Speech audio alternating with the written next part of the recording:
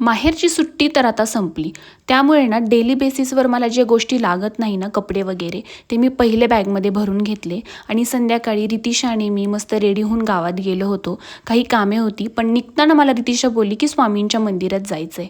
तर मग पहिले आम्ही स्वामींच्या मंदिरात गेलो. तिथे छान 5-10 मिनिट बसलो, छान दर्शन वगैरे घेतलं आणि बाकीची कामे करून घेतली.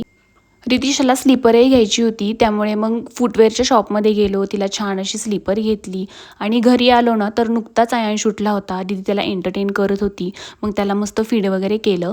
दुपारी माझं मिशोचं एक पार्सल आलं होतं. ॲक्च्युली मी 2 नाईट ड्रेसेस ऑर्डर केले होते, पण आज एकच रिसीव्ह झाला. खूप छान आहे, छान छोटे छोटे हार्ट्स आहेत त्याच्यावरती. तुम्हाला हवी असेल तर नक्की लिंक टाईप करा. आणि संध्याकाळी ना दीदीने मस्त अशी ओली भेळ बनवली होती, कांदा टोमॅटो टाकून. आणि चाइल्डहूडमधली सगळ्यात फेवरेट मूवी असणारी ही सगळ्यांचीच, ती म्हणजे होम अलोन. ह्याचे सेकंड आणि थर्ड पार्टसुद्धा आम्ही पाहिला होता, पण परत रिपीट असं मज्जा मस्ती म्हणून आम्ही पुन्हा पाहिला.